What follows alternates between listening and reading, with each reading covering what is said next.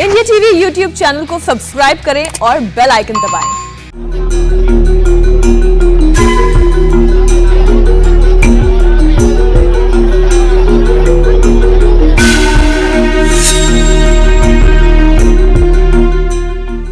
नमस्कार, आप देख रहे हैं इंडिया टीवी। आपके साथ मैं हूं मीनाक्षी जोशी। बाघंबरी मठ के महंत नरेंद्र गिरी को थोड़ी ही देर में भू समाधि दी जाएगी। इस वक्त उनकी अंतिम यात्रा बड़े हनुमान जी के मंदिर से निकल गई है। अगले 10 मिनट में पार्थिव शरीर मठ में पहुंचेगा और इससे पहले नरेंद्र गिरी की अंतिम यात्रा मठ से संगम तट पहुंची, जहां पूरे विधि विधान से उन्हें गंगा स्नान कराया गया। इस दौरान हजारों भक्तों और साधुओं ने महंत को अंतिम विदाई दी।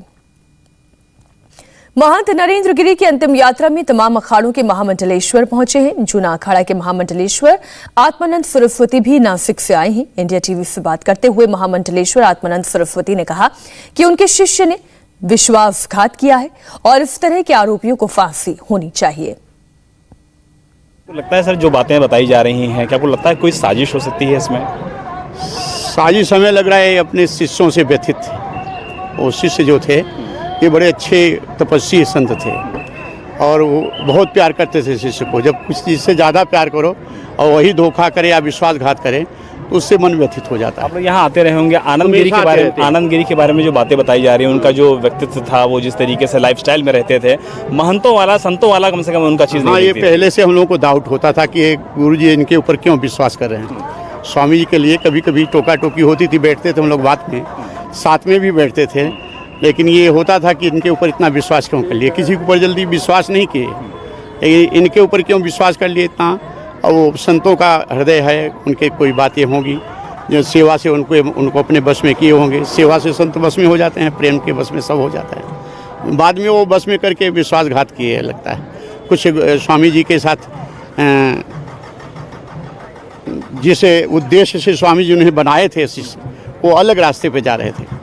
ऐसा चाहते हैं कि ऐसे लोगों के खिलाफ कड़ी से कड़ी कार्रवाई हो? हाँ, हम तो चाहते हैं अगर इस तरह के स्वामी जी के प्रति अगर उनका कोई इस तरह से दुर्भाव हुआ हो तो उनको तो सीधा कार्रवाई नहीं, हमारा तो बस यही कहना है कि फांसी हो, ताकि आगे लोग सीखें। ये कहना है बड़े संतों का, बड़ों महंतों का, जो कि महामंडलेश्वर भी हैं, और उनका कहना है कि अगर ऐसी कार्रवाई होगी, फांसी होगी, तो निश्चित तौर पर ऐसी घटनाओं पर कमी आएगी। और इस वक्त हमारे साथ संवाददाता नीतीश चंद्र भी जुड़े हुए हैं, जहां पर भू समाधि दी जानी है, पूरी तैयारी की गई है। वहां पर इसी वक्त नीतीश चंद्र मौजूद है। हम सीधा उन्हीं से जानकारी लेते हैं।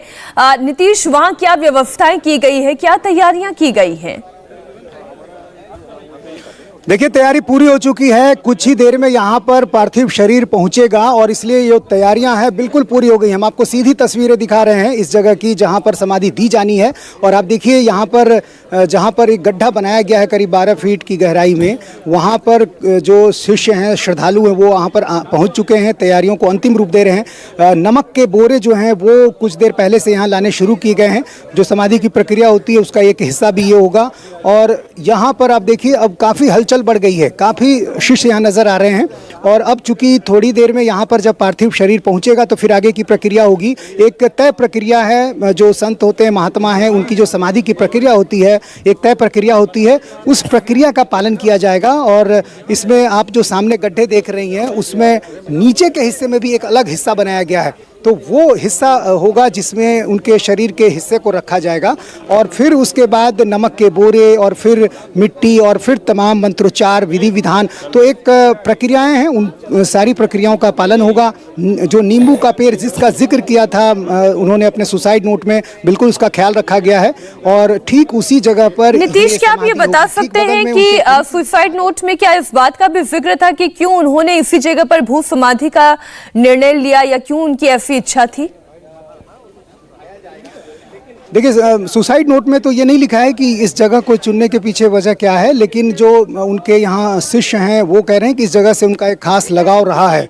और उनके बड़े गुरु की समाधि चूंकि बगल में है तो इसलिए वो चाहते थे कि ठीक उसी जगह पर उनका बगल में हो। तो एक जगह उन्होंने अपनी तरफ से बता भी दी कि कौन सी जगह है जहाँ पर वो अभी संभावना बनती है। तो उन्होंने बिल्कुल स्पष्ट कर दिया कि एक नींबू का पेड़ है, बगीचा है मठ के अंदर ही हिस्से में, और ठीक नींबू के पेड़ के पास ही उनको दफनाया जा रहा है। और यहाँ रखने से ये हुआ कि जो उनके गुरु थे उनके ठीक बगल में उनकी समाधि होगी, तो सब कुछ को ध्यान में रखते हुए उन्होंने ये सब कुछ लिखा है शायद। और यहाँ देखिए सामने के हिस्से में जो आपको एक सीढ़ी की तरह दिखाई दे रही है, ये सीढ़ी से होते हुए उनका पार्थिव शरीर आएगा और जो उनके शिष्य हैं, श्रद्धालु हैं, ये सब यहाँ पर अब इकट्ठे होने शुरू हो गए हैं। बस थोड़ी देर में माना जा रहा है कि जब यहाँ पर पार्थिव शरीर पहुँचेगा तो उसके बाद फिर आगे की प्रक्रिया होगी। सिर्फ आसपास के ज़िलों से नहीं बल्कि दूर दराज से कई लोग यहाँ पर पहुँचे हैं, जो अलग अलग अखाड़े से जुड़े जो महामंडलेश्वर हैं उनसे भी मेरी बात हुई है। कई तमाम लोग हैं, सब आहत हैं इस बात को लेकर। हर कोई ये जानना चाहता है कि आखिर इसके पीछे क्या वजह रही। हर किसी के मन में कोई ना कोई संशय है। और जिस तरह से सुसाइड की थ्योरी को लेकर, हत्या की थ्योरी को लेकर बातें कही जा रही है, हर कोई ये चाहता है कि इसका एक समाधान निकले। कई अधिकारियों से मेरी बात हुई, डिप्टी सीएम केशव मौर्य से बात हुई। उनका कहना है कि एसआईटी पूरे मामले की जांच के नतीजे तक पहुंचेगा और जितनी जल्दी हो इस पूरे मामले का समाधान होगा। समाजवादी पार्टी के सांसद भी यहाँ पर पहुंचे थे, उन्होंने कहा कि सीबीआई की जांच होनी चाहिए। तो हर कोई अपना अपना पक्ष रख रहा है और साथ ही साथ एसआईटी भी अपना काम करते जा रही है। कई चीज़ें स्पष्ट हो चुकी हैं। सुसाइड नोट में जो बातें कही गई उससे मिलते जुलते चीज़ें भी सामने आने लगी हैं। सुसाइड नोट को लेकर जो कहा गया कि उन्हें लिखने नहीं आता था तो फिर कैसे लिख लिया, उसके बारे में भी कुछ लोगों ने कहा कि नहीं वो लिख सकते थे टूटी फूटी भाषा में। उसके अलावा कुछ वीडियो की बात भी सूत्र बता रहे हैं कि सुसाइड नोट में जिस बात का जिक्र उन्होंने किया है वैसा ही कुछ उन्होंने एक वीडियो में भी रखा है। तो ये सारी बातें ऐसी हैं जो एक एक करके अब इस पूरे राज से पर्दा हटा रही है। लेकिन एसआईटी एक एक चीज़ को देख रही है, चूंकि बड़ा मामला है, कई लोगों की आस्थाएं जुड़ी हुई हैं, चुनाव भी करीब है, तो ऐसी स्थिति में हर पहलू को अभी एसआईटी देखेगी और उसके बाद ही किसी नतीजे पर पहुंचेगी। लेकिन फिलहाल अभी जो पार्थिव शरीर है वो उनका जो संगम स्नान के लिए गया, फिर लेटे हनुमान मंदिर के पास से होता हुआ अब वापस आएगा इसी बागेश्वरी मठ में जहां वो रहते थे। और उसी परिसर में ये बागीचा है और उस बगीचे में नींबू के पेड़ के पास उनका यहाँ पर उनकी समाधि होगी। तो तैयारियाँ पूरी हो चुकी हैं। जो बातें उससे जुड़ी होती है, जो विधि विधान है, उसकी तैयारियां की जा रही हैं। जो शव को रखने के दौरान जो प्रक्रियाएं होती हैं उनका भी पालन किया जा रहा है, वैज्ञानिक तरीकों को ध्यान में रखते हुए, जैसे नमक के बोरों को रखना, और वो सारी चीज़ें अब यहाँ पर की जा रही हैं। और इस पूरे इलाके को घेर दिया गया है।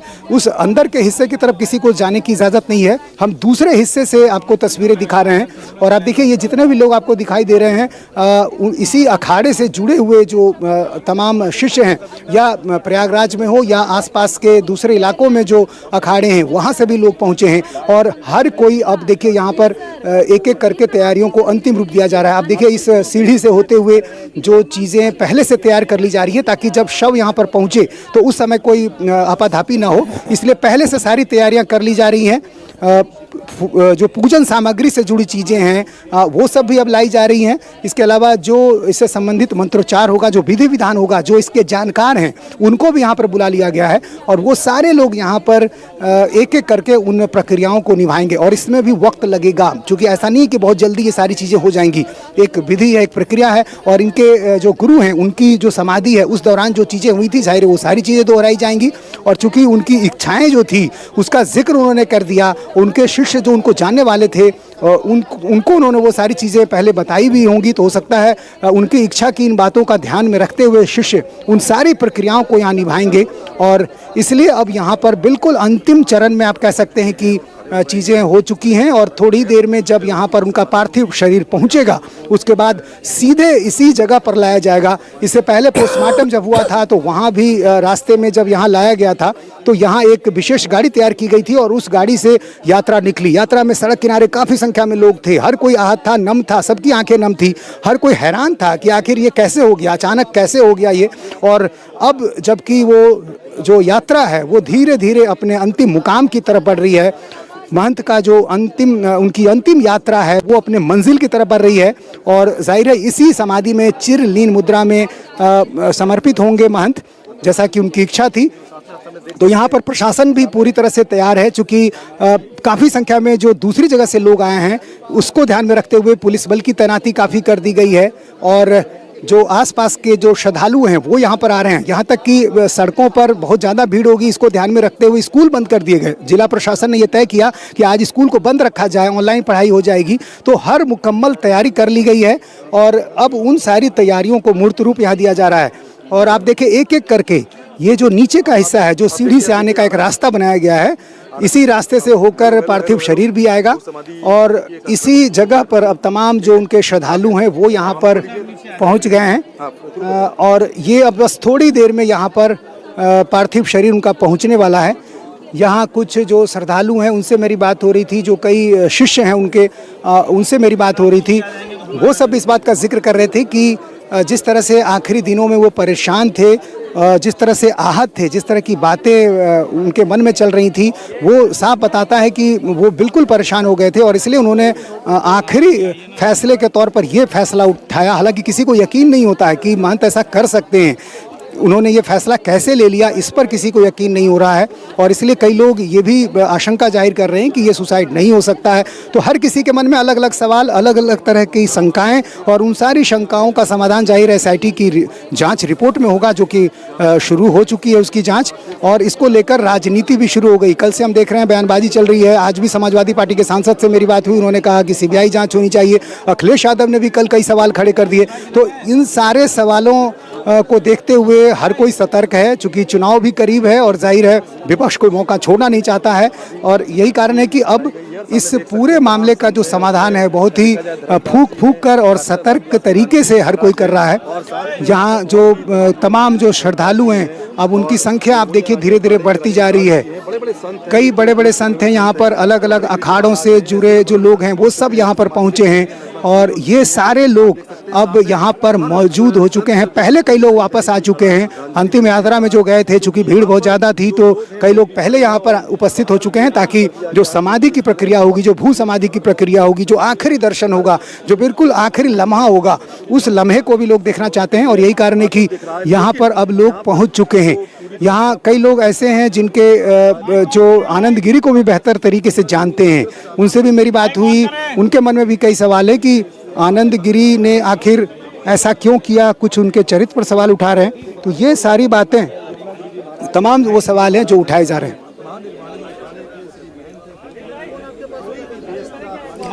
तो इस वक्त तस्वीरें आप देख रहे हैं, संवाददाता नीतीश चंद्र यहाँ की पूरी स्थिति का वर्णन कर रहे हैं, बता रहे हैं कि क्या किस तरीके से किया जा रहा है। एक बार नीतीश, अगर आप ये बता सके, ये जो सीढ़ियां हैं, सीढ़ियों से लेकर अंदर जो 12 फीट तक का ये गड्ढा खोदा गया और बीच में हम एक स्थान देख रहे हैं जहां पर ऐसा लगता है देखने से कि शायद यहीं पर समाधि में उन्हें बिठाया जाएगा। तो थोड़ा सा इसके बारे में आप और जानकारी दें कि किस तरीके से ये प्रक्रिया पूरी की जाएगी।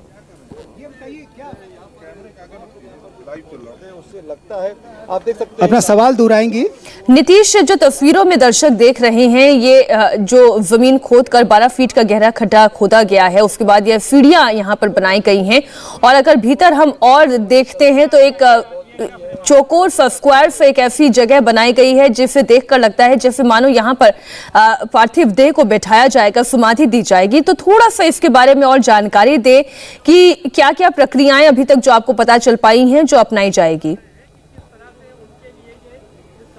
देखिए, यहाँ पर जो मठ से जुड़े जो कई शिष्य हैं, जो श्रद्धालु हैं, अलग अलग अखाड़ों से जुड़े जो लोग हैं, उनसे मेरी बात हुई है। उन्होंने कहा है कि एक तय प्रक्रिया जो होती है उसका पालन किया जाएगा और उसी प्रक्रिया को ध्यान में रखकर ये गड्ढे तैयार किए गए हैं।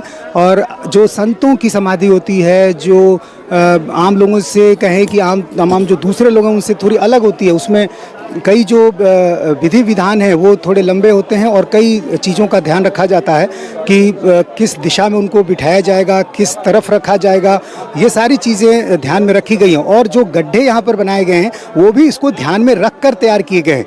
इसलिए आप देखिए कि सीढ़ी के हिस्से के बाद जब वो नीचे पार्थिव शरीर आएगा तो पार्थिव शरीर किस जगह पर रखा जाएगा उसके लिए एक अलग से गड्ढा बनाया गया। और इसकी एक वजह ये भी है कि जब पार्थिव शरीर रखा जाएगा तो ऊपर उनके सिर के हिस्से पर मिट्टी न गिरे, इसलिए जो अंदर आपको एक और गड्ढा दिखाई दे रहा है उसकी वजह ये बताई जा रही है कि उनके सिर पर मिट्टियों का ढेर न पड़े, इसलिए कुछ हिस्से को अंदर की तरफ रखा जाएगा और फिर जो तमाम चीज़ें होती है, नमक के बोरे, वो चीज़ें। और मैं आपको एक सीधी तस्वीर दिखा दूं, ये सीधी तस्वीर दिखा दूं, इधर यहाँ पर एक देखिए वो गाड़ी पहुँच चुकी है, ये गाड़ी पहुँच चुकी है। यहाँ पर देखिए इसी गाड़ी में, इसी विशेष गाड़ी में यहाँ से यात्रा निकली थी और ये अब यहाँ पर शव उनका पहुँच चुका है।